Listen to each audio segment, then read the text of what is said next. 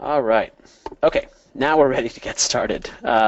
Again, my name is Rakesh Agarwal. I'm the founder and CEO of Snapstream, and today we're going to be talking to you about Snapstream's product and how it's used in the world of sports. So let's get it started. Snapstream is first, actually, before I go into the slides and get the webinar started, just some ground rules.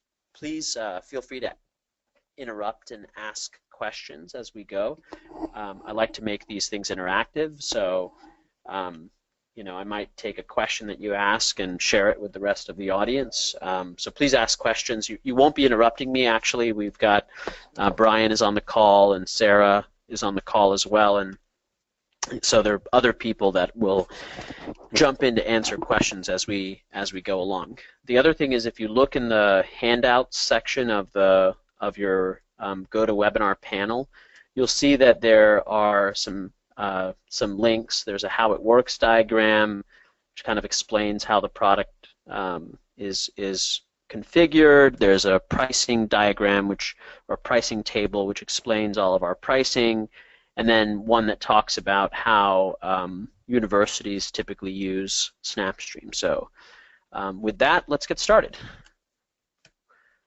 So who are we? We're a company of about 30 people, and we make software that helps organizations, businesses, nonprofits, government organizations record lots of television and then do things to distribute that TV across the local area network within their organizations, search inside those TV recordings, and a whole lot more. And that's what we're going to be talking to you about today. We've had a lot of growth in our customers in sports in the last 2 years. College sports, we have a lot of the big names, and then quite a few professional sports teams as well. NBA, NFL, as well as NHL. So how does Snapstream work? Let's start right there. Snapstream is pretty simple. It works a lot like a DVR works. You take your TV source. It could be a set-top box. It could be a cable. If you're a university and you have your own cable feed, it could be an in-house cable feed, either NTSC or QAM. It could be an over-the-air antenna. We pretty much work with all possible TV inputs, and that gets fed into a Snapstream encoder, which outputs H.264 streamed into a Snapstream server. And there's the local version of Snapstream, which is what you see here, and then there's also a cloud version of Snapstream, where this all lives in the cloud. And that's where all the recording happens. That's where you configure your recordings in a program guide. It's where you can search your recordings. It's where you create clips. The interface is all browser-based, accessible over the LAN from any PC, Mac, tablet, iPad or Android tablet, or iOS or Android tablet, Chromebook, pretty much any device you might have, you can access your Snapstream and your Snapstream recordings on. So some of the ways that we see Snapstream being used in university and professional sports settings are competitive analysis. You can compare game footage. So you're playing a team tomorrow, and you want to see how they played in the last 3 or 4 games that you have recordings of. We make that really easy for the entire game to be viewable to not only the coaches but to the players, and it's really easy. So if you're an IT person and you spend a lot of time servicing the request for these clips, you can get out of that business because now they can do it themselves. We also make it so coaches can monitor broadcast TV for the names of their star players or the competition to see what's being said in the press about those people. We'll show you an example of that. And then we have a lot of folks who use our product to live tweet their games. If you look on our website, we have a case study of how the St. Louis Blues use Snapstream, and the use case there is all about using Twitter and Facebook to engage their fans in real time, show them highlights, and get them to retweet them, and ultimately increase the viewership on their programs that way. We often replace stacks of VCRs, DVRs, and VHS cassette tapes. So I'm going to leave a lot of this to Brian's demonstration, but we make it so you can record lots of TV. You can then search inside shows, so you can say, I want to see all the mentions of Alabama Crimson Tide, and we show you all those mentions. You can really easily create and share clips. You can email clips to people, so whether they have access to Snapstream or not, when you find something that you want someone else to see, it's really easy to put it in their hands. And then we have integration, deep integration with Twitter and Facebook, so you can take a clip out of that you mark in and out points for on Snapstream, and within moments it'll be on your Twitter account or your Facebook accounts. So really with that, I'm going to turn it over to Brian Weissman, who is going to take you through a demonstration of the product. And again, I'll love to answer any questions that you might have, so please chime in as we go if you have any questions. Over to you, Brian.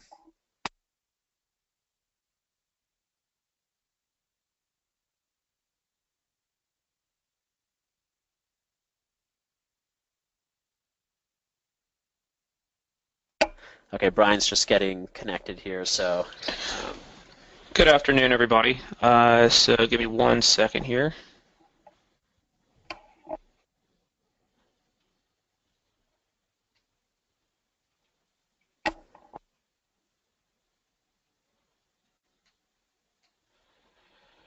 Okay, so first thing that I want to point out in regards to the Snapstream interface is not necessarily about the interface, but just in terms of the solution itself. It is important to mention that it can be used across the whole department. So Snapstream, or I'm sorry, sports by nature is a bit of has a bit of seasonality to it, obviously. But if you combine the multiple different sports, you've got baseball and basketball and the winter into the spring, you've got football in the fall, pretty much encompassing every year-round needs for what Snapstream does, and it can be accessed by pretty much anybody that the administrators of the system give rights to. So within the interface here, you're gonna be able to pull up anything that you have access to from your local TV source. So you can see we've got a plethora of different content filtered into a grid-like program guide here, and most of this is being recorded, as you can see, and indicated by the red icons. So think of it as just as a very robust enterprise level DVR, which allows you, as Rakesh mentioned, whether it's 2, 3, 4, 8 different games, or different channels of footage can be recorded simultaneously. Once that's the primary way in which we see it used by sports organizations. But also you could come into any of this, right-click on it, and you can also watch content live as it's happening.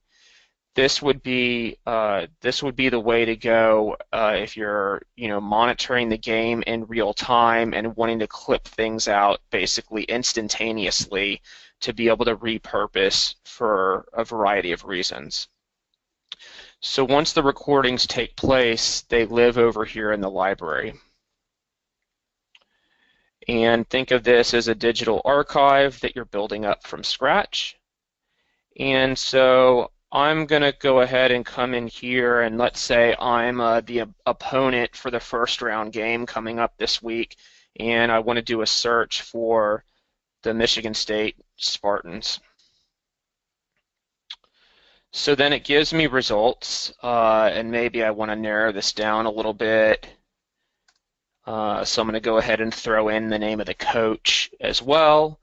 And I'm able to click into any of the results just like doing a Google search.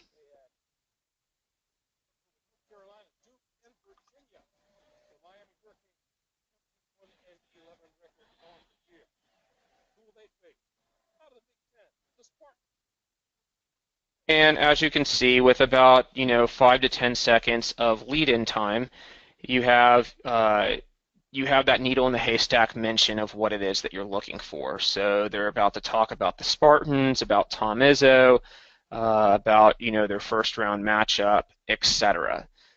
This is just a pretty like high level example, but you can search on absolutely anything, and then using the associated closed captioning, as you can see right here, I can let this run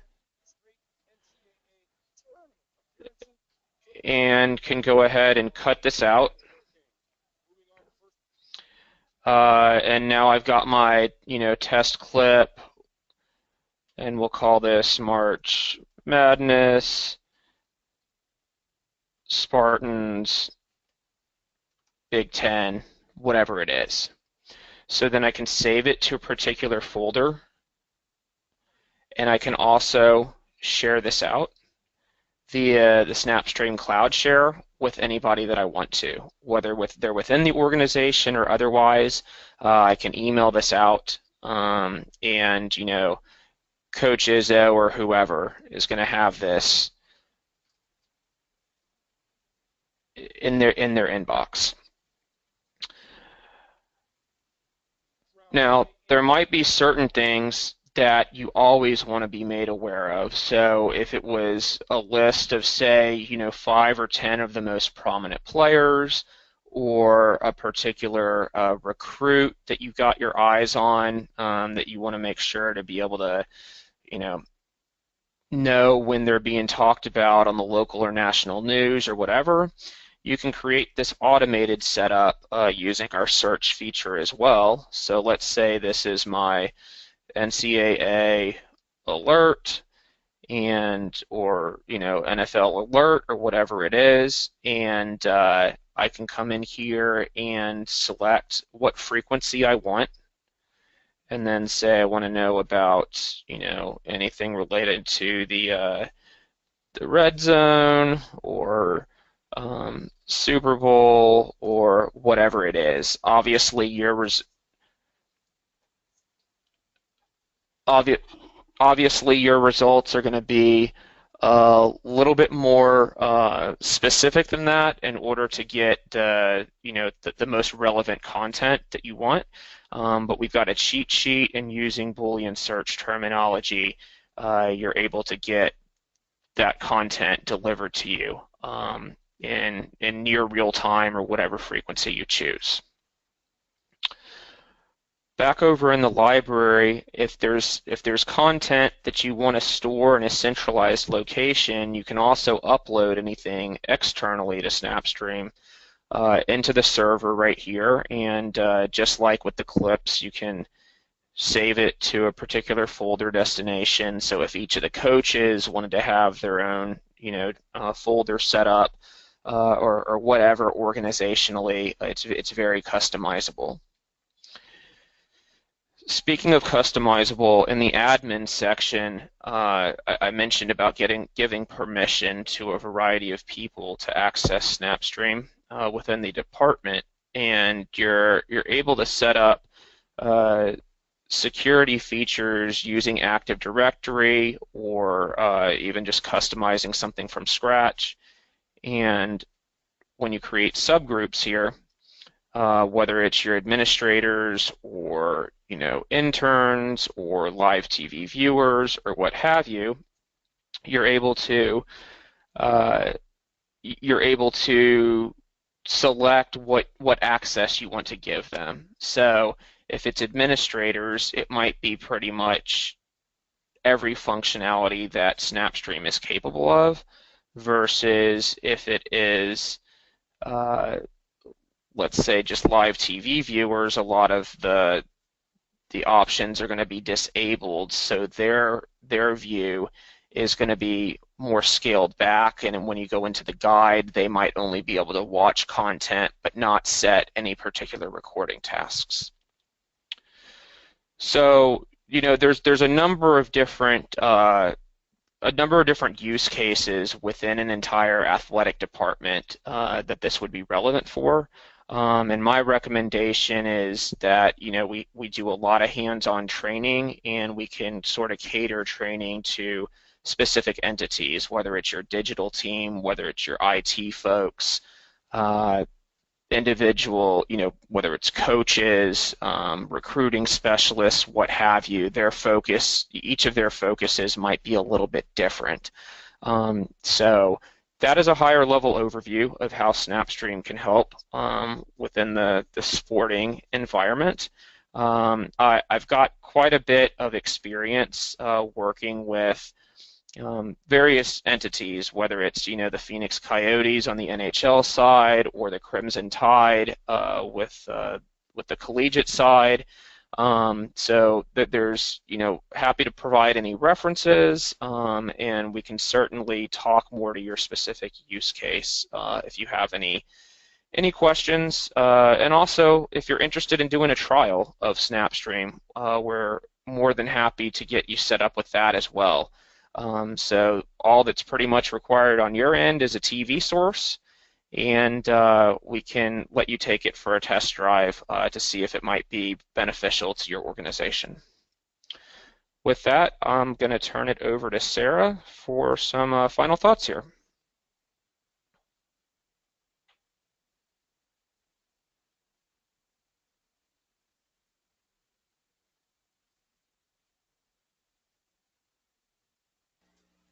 Thanks so much, Brian. That was a great demo. And thanks to Rakesh for starting things off with the presentation. We're going to hang out on the line here. It looks like we do have a question that came in. Brian, do you kind of want to handle, do you see the question that came in? I don't know if that's something you can handle real quick for us. Hello? So in regards to, it looks like we've got a question about copyright. That question does come up quite a bit, and it typically tends to fall under fair use.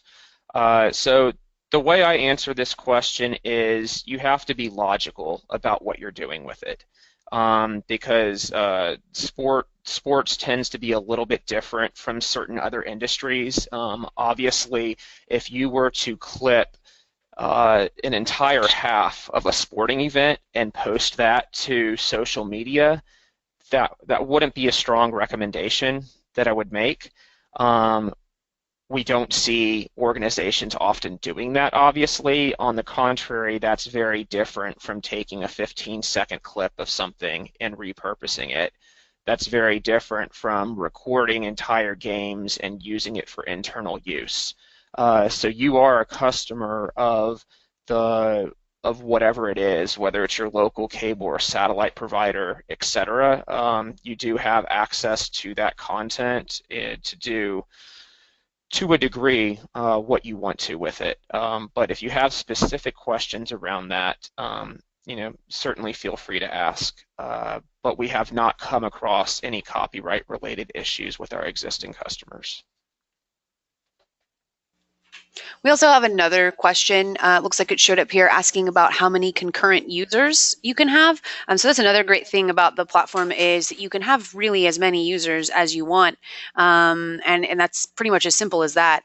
But if you have any additional questions about users or about the number of channels, storage space, anything, feel free to keep asking us. We'll certainly stay on the line here to answer all the questions.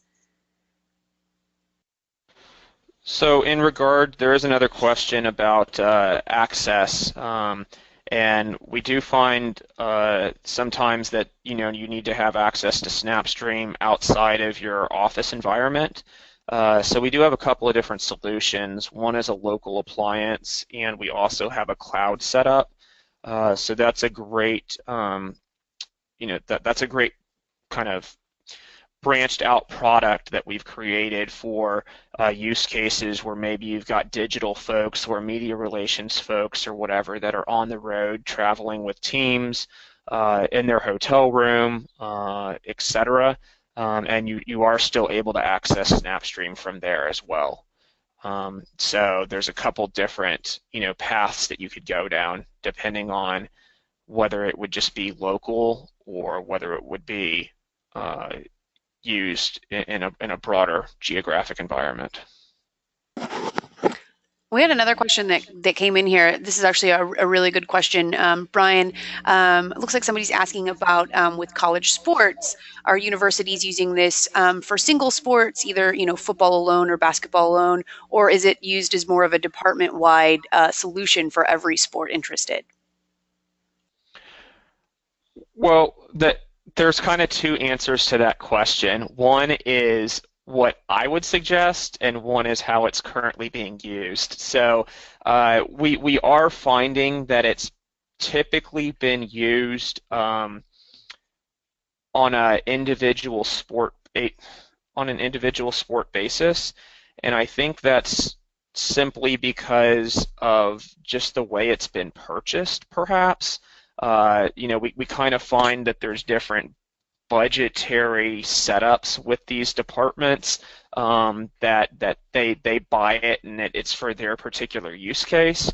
But the reason that I mentioned that it can be used across multiple sports is exactly that. There is not really a restriction on the number of end users, and when it's February and football has ended, there's a strong use for the basketball teams and the baseball folks and the hockey department. So I would say that we see it being used on a individual sport basis, but I think as it gains more traction and as they talk about it more, there's really not a reason, aside from training up the users of those other sports, that it can't be used more broadly across the whole department.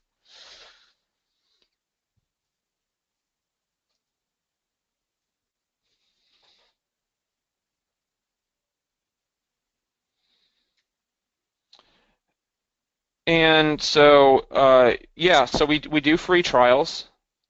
There's just some basic information that we would need to get.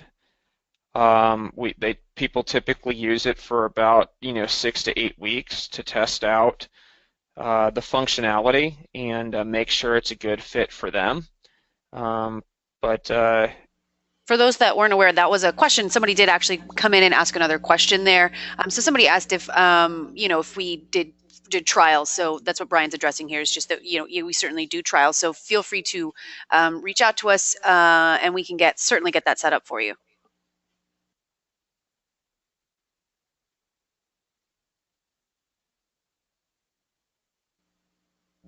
And we're going to hang out here for just a couple of minutes. Looks like we still had some questions coming in, so any that we can still address, we are happy to. We'll still hang out here for just a couple of more minutes.